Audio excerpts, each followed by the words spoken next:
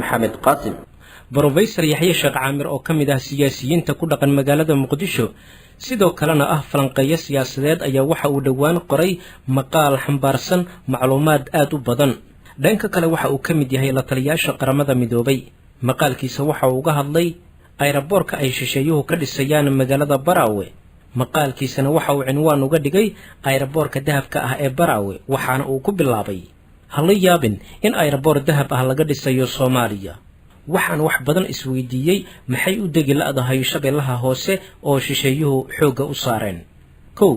waxaan soo xusuustay waqtigii kacaanka shirkad Roomaniyan ah oo xamar xafiisyo ka furatay oo tiri waxaan dahab ka soo saaraynaa inta u dhaxaysa Muqdisho iyo Marka oo aan horay u saaminay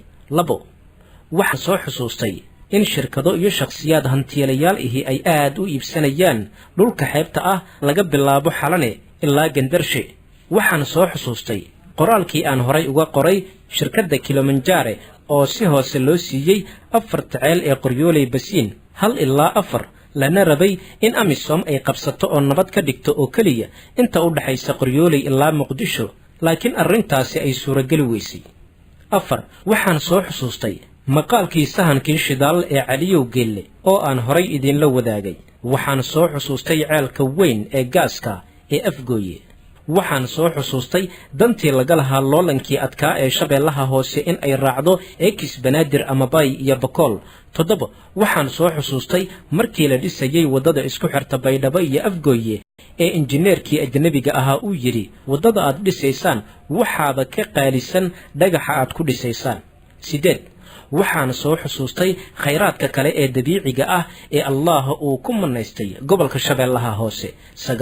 waxaan soo xusuustay sida loogu tartamayo hoggaanka koonfur galbeed tartamayaasha qaar cidda gadaal ka riixaysa iyo xiriirka khayraadka kala dhaxeeya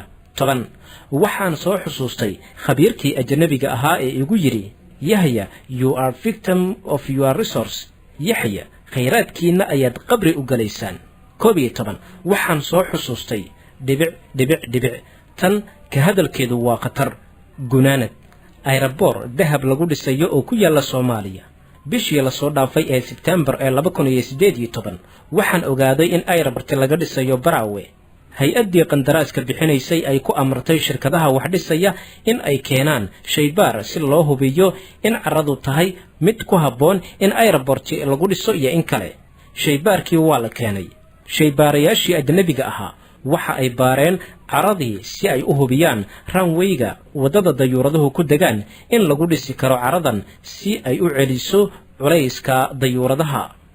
laakiin su'aal kale ayay keeneen waxa ay yiraahdeen caradan xageebaad ka keenteen waxa lagu yiri kaawada magaalada u dhow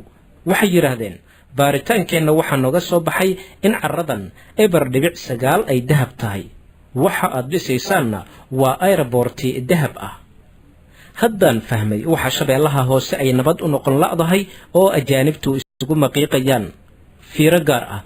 allow dalka dahabkiisa noo dhowr kan Somaliland ba ha u badnaade Yaxye Sheekh Caamir waa nin xogogaal